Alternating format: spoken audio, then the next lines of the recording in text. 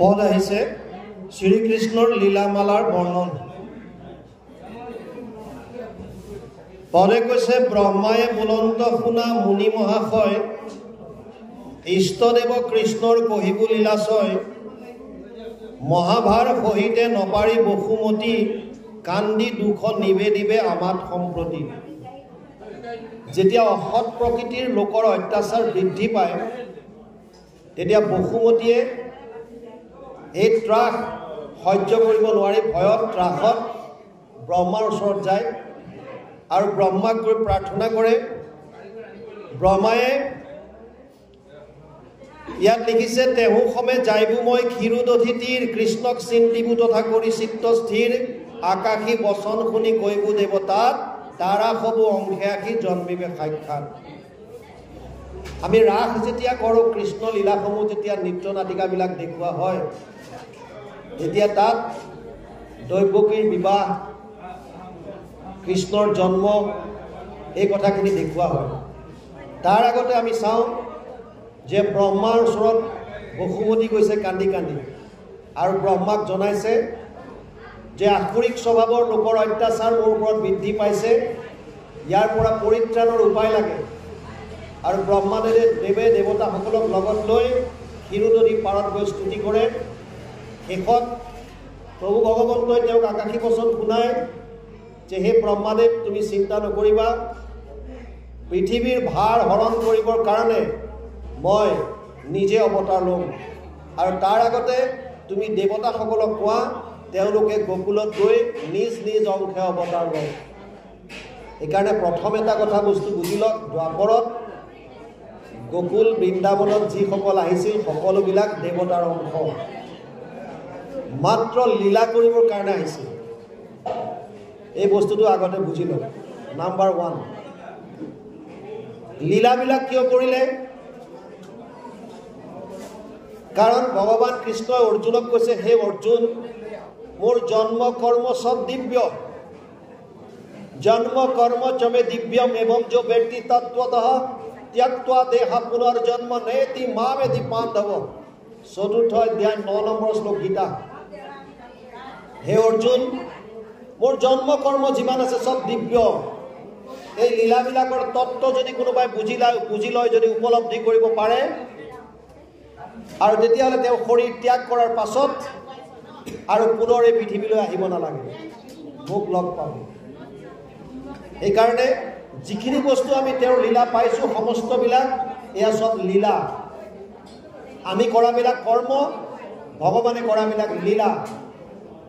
ইয়াত কৈছে, ব্ৰহ্মাদেৱে নাৰদক কৈ আছে যে, হে মুনিবৰ, এনেকুৱা সময় আহে যিটো সময়ত বসুমতীয়ে তেওঁৰ ওপৰত হৈ থকা অসৎ প্ৰকৃতিৰ মানুহৰ অত্যাচাৰ সহন কৰিব নোৱাৰি মোৰ ওচৰলৈ আহিব, আৰু মই দেৱতাসকলক লগত লৈ ক্ষীৰোদধি পাৰত গৈ প্ৰভু ভগৱন্তক আৰাধনা কৰিম, আৰু প্ৰভু ভগৱন্তই আকাশী বচন কৰিব। তাৰ পাছত, তেহু সমে যাইবো মই ক্ষীৰোদধি তীৰ, কৃষ্ণক চিন্তিয়া তথা কৰি চিত্ত স্থিৰ, আকাশী বচন শুনি কৈবো দেৱতাত, তাৰা হবো অংশে আশী জন্মিবে সাক্ষাৎ।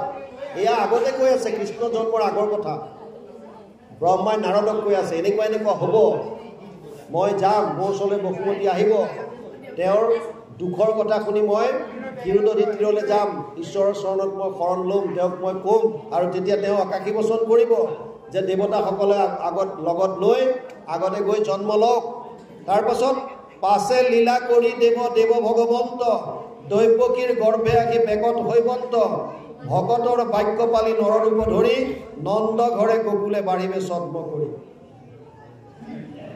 এটা কথা আপোনালোকৰ মনত প্ৰশ্ন আহিব পাৰে, যদি ভগৱান কৃষ্ণই যদি পৰম ব্ৰহ্ম নিৰ্গুণ নিৰাকাৰ সেইজন ব্ৰহ্ম ভগৱান হয়, তেতিয়াহ'লে কংসক বধ কৰিবৰ কাৰণে তেওঁ অৱতাৰ ল'বলগীয়া কিয় হয়?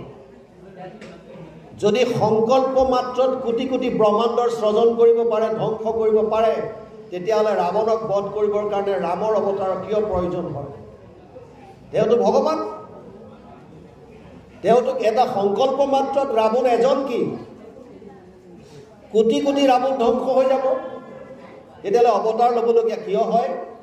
যাতে এই লীলাবিলাক যিখিনি তেওঁ লীলা কৰে, এই লীলাখিনি আমি কলি যুগত শ্ৰৱণ কীৰ্তন কৰি আমাৰ মনটোৰ কলুষতা কপটতা এইবিলাক নাশ কৰি পৰম আনন্দ যাতে আমি হৃদয়ত লাভ কৰিব পাৰোঁ। মূল উদ্দেশ্য সেইটো। সেইকাৰণে তেওঁ লীলা কৰে। ইয়াত কৈছে পাছে লীলা কৰি দেৱ দেৱ ভগৱন্ত দৈৱকীৰ গৰ্ভে আহি বেকত হৈবন্ত ভকতৰ বাক্য পালি নৰৰূপ ধৰি নন্দ ঘৰে গকুলে বাঢ়িলে চন্ম কৰি। বহুত পঢ়াল হৈ থাকে। আচলতে ঘটনাটো এনেকুৱা চাওক, এবছৰৰ পৰা বা আপোনালোকে 3 মাহ 4 মাহ আগৰ পৰা আপোনালোকে মনত সংকল্প কৰিছে যে আজি অমুক তাৰিখে আমি ভাগৱত অনুষ্ঠান পাতিছোঁ। বহুত আগৰ পৰা আলোচনা কৰিছে আৰু একৰ্ডিংলি আপোনালোকে নিমন্ত্ৰণ দিছে ভকত বৈষ্ণৱ পাঠক পৰ্যালোচক। কিন্তু যেতিয়া সময়টো আহে প্ৰপাৰ যেতিয়া শ্ৰৱণ কৰিব লাগে, সেই সময়ত আমি শ্ৰৱণ নকৰি যদি গ্ৰাম্য কথাই পাতি থাকোঁ, তেতিয়াহ'লে ইমান দিনৰ প্লানিঙৰ লাভ কি হ'ল? ইমান যে টকা পইচা খৰচ কৰিলোঁ, খৰচ কৰি যে অনুষ্ঠানটো কৰিছোঁ, তেতিয়া ইয়াৰ পৰা কি লাভ হ'ব যদি আমি একোৱে নুশুনো? পৰাপক্ষত আপোনালোকে আগলৈ যেতিয়া কৰে ভোজনৰ ব্যৱস্থা ওচৰত নকৰিব। নাম্বাৰ 1, ভোজনৰ ব্যৱস্থাটো সদায় দূৰত ৰাখিব। ইয়াত আত্মাৰ ভোজনটো চলি আছে, কিন্তু আমাৰ মানুহে আত্মাৰ ভোজনতকৈ শৰীৰৰ ভোজনৰ প্ৰতি আকৃষ্টটো বেছি। যিকণ সময় শুনে শ্ৰদ্ধা সহকাৰে শুনিব লাগে। আৰু এনেকুৱা নহয় যে ইয়াত শ্ৰোতা প্ৰকৃত শ্ৰোতা নাই, কিছুমানে শুনিম বুলি আহিছে। কাষত যদি বেলেগ গ্ৰাম্য কথা পাতি থাকে, যিসকলে শুনিম বুলি আহে তেওঁলোকৰ অশান্তি হয়। গতিকে দুইটা ফালে দিগদাৰ। অকণমান সময় ঈশ্বৰৰ কথা পান কৰক, চাহ জলপান নামঘৰত নিদিলেও চলিব। এইকণ সময় 7 দিন 7 ৰাতি সুখদেৱে পৰীক্ষিতক শুনাই আছিল। পৰীক্ষিতে জলপান গ্ৰহণ নকৰাকৈ 7 দিন 7 ৰাতি ভাগৱত শুনিছে। ইয়াত 2 ঘণ্টা বা 3 ঘণ্টা আমি একো নোখোৱাকৈ কিয় নোৱাৰোঁ? তাৰমানে এইটোৰ অমৃত পানত আমাৰ ইচ্ছা নাই, বাকীবিলাকতে এতিয়াও মন গৈ আছে। তামোল চালি চাহ কিবা কিবি সেইবিলাক শৰীৰৰ ভোজন। আত্মাৰ ভোজন হৈছে এইটো। এই আত্মাৰ ভোজন যেতিয়া আমাৰ কৰ্ণপথে যেতিয়া ভিতৰত সোমাব, ই এটা ৰসায়নৰ সৃষ্টি কৰে। ইয়াৰ চব চাইণ্টিফিক কাৰণ আছে। ভাগৱতৰ কথাবিলাক যেতিয়া কৰ্ণপথে আপুনি একান্ত মনে যেতিয়া শুনিব, আপোনাৰ হৃদয়ত প্ৰৱেশ কৰি ই এটা ৰসায়নৰ এটা কেমেষ্ট্ৰিৰ সৃষ্টি কৰে। আৰু সেই ৰসায়নটোৰ দ্বাৰাই আপোনাৰ কপটতাবিলাক নাইকিয়া হ'ব। কৰ্ণপথে ভকতৰ হিয়াত প্ৰৱেশী হৰি দুৰ্বাসনা হৰে সমস্তই জলৰ যতেক মল যেহেন শৰৎকালে স্বভাৱতে নিৰ্মল কৰ। বেছি শুনিব নালাগে, অকণমান শুনক, কিন্তু শুনাকণ সময় একান্ত মনে, একান্ত মনে। গতিকে যদি আমি শুনিবলৈ আহোঁ, অলপ সময় ভালকৈ শুনিব লাগে। যদি আমি কথাই পাতি থাকোঁ, আৰু গ্ৰাম্য কথা কথনে মলিন হোৱা বাণী, ঘৰৰ কথাটো পাতিয়ে থাকোঁ, ঈশ্বৰৰ কথা পাতি চাওক, তেতিয়াহে আনন্দ পাব। ইয়াত ভগৱান কৃষ্ণৰ কথা কৈ আছে, ঈশ্বৰ বুলিয়া নজানিবে অজ্ঞযত কৰ্মদ্বাৰে নিজ গুণে হৈবেক বেগত আতি শিশু কালত কৃপালু ভগৱন্ত স্তনপানে পুতনাৰ জীৱ হৰিলন্ত। জন্ম মাত্ৰ হৈছিলহে, হৈয়ে পুতনাৰ স্তনপানৰ দ্বাৰা তেওঁৰ প্ৰাণ লৈ যায়। অহো বকিয়ম স্তনকালকুতম জিজ্ঞাংসয় পৰে ইয়াদ আপিয় সাধবী লেভে গতিম ধাত্ৰী উচিতম তদু অন্যম কমৱা দয়ালম শৰণম প্ৰজেমা। পুতনা ৰাক্ষসী যাক মাৰিবাক লাগি কালকুট বিষস্তন মুখে দিলা তুলি তবু মুখ্য দিলা আৰু কি কৈব কথা হেন কৃষ্ণ নিধিবিনে ভজিবা কাহা। যিজন ঈশ্বৰ ইমান কৃপালু, যাক মাৰিবৰ কাৰণে কালকুট বিষ স্তনত লগাই আহিছিল পুতনাই, সেই পুতনাকো মাতৃৰ গতি দিছে, মাতৃৰ গতি প্ৰদান কৰিছে। ইমান কৃপালু ভগৱন্ত, সেইজনক আমি আৰু আৰাধনা নকৰি কাক কৰিম? স্তনপানে পুতনাৰ জীৱ হৰিলন্ত। ৩য় মাসত আদি কৃষ্ণ মহাভাগে শকতক উভতাইবা চৰণৰ আগে ই কি মনুষ্যৰ কৰ্ম শুনা মুনিবৰ এতেকে জানিবা কৃষ্ণ পৰম ঈশ্বৰ। 3 মাহ বয়সত মাত্ৰ শকতত গাড়ীত খুৱাই দিছিল আৰু গাড়ীৰ তলত ভৰিৰে জাষ্ট এটা গোৰ মাৰি পেলাই শকত গোটাই পেলাই দিলে 3 মাহ বয়সত কিন্তু কি সহজ কথা এয়া কি মানুহৰ কৰ্ম সেইকাৰণে ব্ৰহ্মাই নাৰদক কৈছে এয়া মানুহৰ কৰ্ম নহয় ঈশ্বৰৰ লীলা সেইকাৰণে ভগৱান পৰম ঈশ্বৰ চক্ৰবাত নিপাতিবা গলে চিপি ধৰি নন্দৰ ব্ৰজত পুৰিবন্ত লীলা কৰি হামি তুলিবাৰ চলে যশোদানন্দন মুখৰ ভিতৰে দেখাই লন্ত ত্ৰিভুৱন তাৰ পাছত চক্ৰবাতক নিপাত কৰিলে যশোদাই কোচত লৈ আছিল হঠাৎ এনেকুৱা ঘূৰ্ণী বতাহৰ দৰে আহিল মাটিত থবলৈ পালে তাৰ পৰা উৰাই লৈ গুচি গ'ল আৰু সেই চক্ৰবাতক গলত চেপি ধৰি শিলাত পেলাই মাৰি দিয়ে গতিকে এয়া কি মানুহৰ কৰ্ম হ'ব পাৰে সেইকাৰণে ইয়াত বাৰে বাৰে কৈছে সেইজন হৈছে ভগৱানৰ লীলা সেয়া তাৰ পাছত কৈছে হামি তুলিবাৰ চলে যশোদানন্দন মুখৰ ভিতৰে দেখাই লন্ত ত্ৰিভুৱন দুবাৰ দেখুৱাইছে মাকক এবাৰ খুব জন্ম হোৱাৰ পাছতে 3-4 মাহত হামি তুলি পেলাই তাৰ ভিতৰত মুখৰ ভিতৰত সমস্ত ত্ৰিভুৱন দেখা পায় যশোদাই আৰু এবাৰ যেতিয়া মাটি খোৱাৰ কাৰণে মাটি খাইছে বুলি বলৰাম আদি তেওঁৰ লগৰীয়াবিলাকে আহি পিছত ককায়েক আৰু লগৰীয়াবিলাকে আহি মাকৰ আগত যেতিয়া কয় তেতিয়া মুখ মেলি দেখুৱাবৰ কাৰণে মুখখন মেলি দিয়ে তেতিয়াও সমস্ত জগত গৰ্ভতে দেখা পায় তাৰ পাছত কৈছে পৰম বিস্ময় হোৱা যশোদা সুন্দৰী মনে বিমৰ্ষি থাকিবন্ত হৰি স্মৰি পাছে গৰ্ভ ঋষি আখি থৈবা কৃষ্ণ নাম গোকুলত আনন্দে ঘৃবা কৃষ্ণ ৰাম বসুদেৱৰ যিজন পুৰোহিত তেওঁলোকৰ বংশৰ যিজনে কাম কৰে গৰ্ভ ঋষি এই গৰ্ভ ঋষি আহি পেলাই গোকুলত বলৰাম আৰু কৃষ্ণৰ নামাকৰণ কৰে লুকাই চুৰকৈ যাতে বেলেগে গম নাপায় কংসই যাতে গম নাপায় আৰু ইয়াত কৈছে তাৰ পাছত বিভিন্ন ধৰণৰ ক্ৰিয়া কৰিছে তেওঁলোকে গোপ শিশু সমে গোৱালৰ ঘৰে যায় চুৰি কৰি লবনো খাই বন্ধ জদুৰাই গোপীগণে খল দিবে যশোদা ৰাখি কৃষ্ণ মুখ চাই সতি থাকিবন্ত হাসি বিভিন্ন লীলা কৰিছে কৃষ্ণৰ শিশু লীলাখিনি অতি মনোৰম দশমত সুন্দৰভাৱে বৰ্ণনা কৰিব ইয়াত মাত্ৰ থুলমূলকে দিছে গতিকে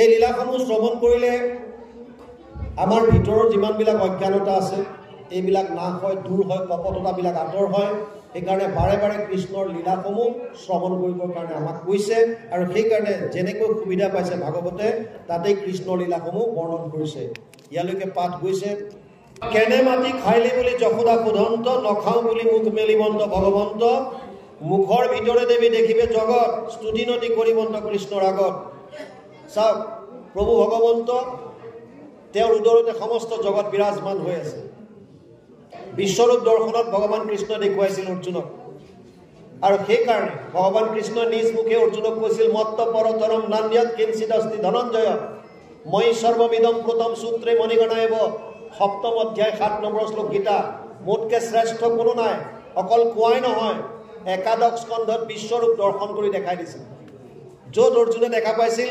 যিমানবিলাক যোদ্ধা আছে ভীষ্ম পিতামহ দ্ৰোণাচাৰ্য কৰ্ণ দুৰ্যোধন দুশাসন যত যিমান যোদ্ধা সমস্তবিলাক গৈ ভগৱানৰ মুখৰ ভিতৰত সোমাইছে দাঁত চুবাই থাকোঁতে দাঁতত চব চেপা খাই খাই মৰি আছে সমস্ত জীৱ বিশ্বৰূপ দৰ্শন কৰাই দিলে সমস্ত জগত যে তেওঁৰ দেহত আছে তেওঁৰ শৰীৰত বিৰাজমান এই বস্তুটো দেখুৱাই দিছে কিন্তু অৰ্জুনক কৈছিল না তোমাম শক্যসে দৃষ্টু অনানিব সচক্ষুষা দিব্যম দদামিতে চক্ষু পশ্যমে যুগমেশ্বৰম হে অৰ্জুন তই তোৰ চৰ্ম চক্ষুৰ দ্বাৰা মোক দেখা নাপাবি সেইকাৰণে তোক মই দিব্য চক্ষু প্ৰদান কৰিছোঁ দিব্য চক্ষু প্ৰদান কৰিছে অৰ্জুনক আৰু কৈছে তই তোৰ এই চৰ্ম চক্ষুৰ দ্বাৰা মোক তই দেখা নাপাওঁ মোক যদি তই বিশ্বৰূপ দৰ্শন কৰিব লাগে তোক মই দিব্য চক্ষু প্ৰদান কৰিছোঁ আৰু সেই বুলি দিব্য চক্ষু প্ৰদান কৰিলে তাৰ পাছত বিশ্বৰূপ দৰ্শন কৰিছে ইয়াত যশোদাক কিমান সুন্দৰকৈ তেওঁ মাটি খোৱাৰ চলেৰে যেতিয়া মাকে মুখ মেলিবলৈ গ'লে মুখ মেলি দিছে কিন্তু ভিতৰত দিছে সমস্ত জগত দেখা পাইছে কাৰণ ইয়াত দেখিছে মাকে সুধিছে কেনে মাটি খাইলি বুলি যশোদা সোধন্ত নখাওঁ বুলি মুখ মেলিবন্ত ভগৱন্ত মুখৰ ভিতৰে দেৱী দেখিবে জগত স্তুতি নতি কৰিবন্ত কৃষ্ণৰ আগত সমস্ত জগত মুখৰ ভিতৰত আৰু সেইজন পৰম ব্ৰহ্মৰ ওচৰতে আমাক আশ্ৰয় ল'বলৈ কৈছে চাওক ভগৱানৰ ৰূপকেইটা নিৰ্গুণ নিৰাকাৰ তেওঁৱেই আৰু তেওঁৱেই যেতিয়া ভকতৰ অধীনত ভকতৰ বাক্য পালি ভকতৰ উদ্ধাৰৰ হেতু সগুণ সাকাৰ ৰূপ ধাৰণ কৰি বিভিন্ন অৱতাৰ লৈছে। বৰ্তমান ইয়াত অৱতাৰৰ কথা চলি আছে। আমি এইকাৰণে প্ৰথমে কৈছিলোঁ কেতিয়া অৱতাৰ লয়, তিনিটা মুখ্য কাৰণ। পৰিত্ৰাণায় সাধুনাম বিনাশায় চ দুষ্কৃতাম ধৰ্ম সংস্থাপনাৰ্থায় সম্ভৱামি যুগে যুগে। সাধু সন্তসকলক পৰিত্ৰাণ কৰিবলৈ কাৰণে, দুষ্কৃতিকাৰীক নাশ কৰিবৰ কাৰণে আৰু ধৰ্ম পুনৰ সংস্থাপন কৰিবৰ কাৰণে তিনিটা মুখ্য কাৰণত ভগৱানে অৱতাৰ লয়। নিৰ্গুণ নিৰাকাৰ ব্ৰহ্ম সগুণ সাকাৰ ৰূপ ধাৰণ কৰি আমাৰ মাজলৈ আহে আৰু তেনেকৈ দ্বাপৰত কৃষ্ণ ৰূপে আহিছে, বিভিন্ন লীলা কৰিছে। এই লীলাৰ ভিতৰত এটা হৈছে এইটো, তেওঁ মাটি খালে বুলি লগৰীয়াবিলাকে লগতে ককায়েক বলোৰামে মাকক ক'লে আৰু মাকে ক'লে কেনে মাটি খাইলি বুলি যশোদা সোধন্ত তই কিয় মাটি খালি বুলি সোধাৰ পিছত মুখখন মেলি দেখুৱাই দিলে তাত মাটিৰ ঠাইত সমস্ত জগত দেখা পালে। অৰ্থাৎ যিজন প্ৰভু ভগৱন্তৰ বৰ্ণনা ইয়াত দিছে সেইজনে কোটি কোটি ব্ৰহ্মাণ্ডৰ অধিকাৰী। সেইজনৰ উদৰতেই সমস্ত জীৱ প্ৰলয়ৰ সময়ত গৈ তাতেই গৈ পেলাই আমি স্থান ল'বলগীয়া হয়। সমস্ত জীৱৰাশি যত যিমান আছে সমস্তখিনি গৈ প্ৰলয়ৰ সময়ত প্ৰভু ভগৱন্তৰ উদৰত বিলীন হৈ যায়, নিৰোধ কৰি ৰাখে। তাৰ পাছত আকৌ যেতিয়া তেওঁ সৃষ্টি ৰচিবৰ মন কৰে তেতিয়া তাৰ পৰাই পুনৰ জীৱাত্মাবিলাক ওলাই আহি সংসাৰলৈ আহে।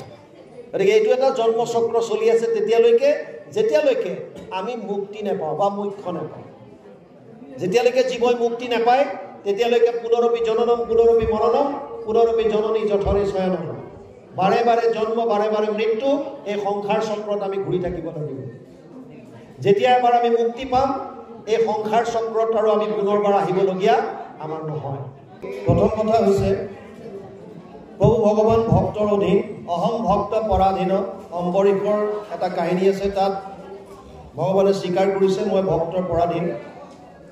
আৰু ভক্তৰ পৰাধীন হোৱাৰ বাবে অৰ্জুনৰ ৰথৰ সাৰথি হৈ তেওঁ কুৰুক্ষেত্ৰ যুদ্ধত এই ধূলি ধোঁৱাৰ মাজত ঘোঁৰা চলাইছে। ভক্তৰ অধীন কাৰণেই যশোৱাৰ ঘৰত আহি শিশুৰূপে তেওঁ লীলা কৰিছে। ভক্তৰ অধীন হিচাপে যশোৱাই তেওঁক বান্ধিবলৈ যোৱাৰ পাছতো কোটি কোটি ব্ৰহ্মাণ্ডৰ অধিকাৰীক হাতত এডাল এছাৰি লৈ যশোৱাই খেদি ফুৰিছে আৰু শেষত গৈ তেওঁক বান্ধি থৈছে উৰলত। এই সকলোবিলাক লীলা কৰিছে কেৱল মাত্ৰ ভক্তৰ অধীন হৈ। প্ৰভু ভগৱন্তক কিমান কৃপালু এই কথাখিনি তেওঁৰ লীলাৰ মাজত আমাক দেখুৱাইছে। সেই তেনে এজন ঈশ্বৰ যিজনে ভক্তৰ অধীন হৈ নিষ্কৰ্ম কৰিবৰ কাৰণে কোনো কুণ্ঠাবোধ নকৰে, সেইজন ঈশ্বৰত যদি আমি শৰণ লওঁ, সেইজন ঈশ্বৰত যদি আমি আশ্ৰয় লওঁ, তেতিয়াহ'লে আমাৰ জীৱনত কি চিন্তা থাকিব পাৰে, কি কষ্ট হ'ব পাৰে। আপোনাৰ যেনেকুৱাই সংঘাত জীৱনলৈ নাহক কিয়, আপোনাৰ যদি আশ্ৰয়ৰ স্থানটো যদি সুদৃঢ় হয় আৰু সেই যদি পৰম যদি শ্ৰেষ্ঠ হয় তেতিয়াহ'লে আপোনাৰ কোনো ধৰণৰ চিন্তা কৰিবলগীয়া নাথাকিব। সেইকাৰণে এই লীলাখিনি আমাক ইয়াত দেখুৱাইছে। ভক্তৰ অধীন হৈ কেনেধৰণে তেওঁ যশোদাৰ হাতত বান্ধোন খাইছে, কেনেকৈ তেওঁ উৰলত বান্ধি থোৱাৰ পাছত কেনেকৈ অৰ্জুনক উপঞ্জী কুবেৰৰ দুটা সন্তানক তেওঁ মুক্তি দিয়াইছে। আল্টিমেটলি ভকতৰ কাৰণে নকৰিবলগীয়া কৰ্ম ভগৱান কৃষ্ণই লীলা কৰি কৰিছে আৰু আমাক দেখুৱাইছে তেওঁৰ কিমান কৃপা সিন্ধু। যি কি নহওক বাপ বান্ধৱ ভাই মাতৃ সমস্ত প্ৰায় 3 ঘণ্টা সময় আমি বহিলোঁ। গতিকে আমাৰ ভাতৃ সম ৰঞ্জিত শইকীয়া তেওঁ আহিছে, বৰ সুন্দৰ কণ্ঠ, সুন্দৰকৈ আপোনালোকক আজি দিনটো আপ্লুত কৰি ৰাখিছে। পুনৰ আপোনালোকে তেওঁৰ পৰা শুনিব। আমি আপোনালোকৰ পৰা বিদায় ল'ম। অজানিতে হ'ব পৰা অপৰাধৰ বাবে আপোনাক খবৰ দাসৰ দাস হিচাপে যদি কিবা আমাৰ অপৰাধ হৈছে, সমস্তখিনি অপৰাধৰ আপোনালোকৰ শ্ৰীচৰণত মস্তক ৰাখি আমি ক্ষমা প্ৰাৰ্থনা বিচাৰিছোঁ আৰু মহাপুৰুষ মাধৱদেৱৰ এজোপা ঘোষাৰে আপোনাৰ খবৰ পৰা বিদায় ল'ব বিচাৰিছোঁ। অপৰাধ বিনাশন তুজু নাম নাৰায়ণ, জানি নামে পখিলো শৰণে অনুগতি নাহিকে মৰণে। অপৰাধ ক্ষমা কৰি তুমি দয়াশীল হৰি, মুখ ৰক্ষা কৰিছ নে প্ৰভু, মুখ ৰক্ষা কৰিছ নে কৃষ্ণ। জয় গুৰু শংকৰ।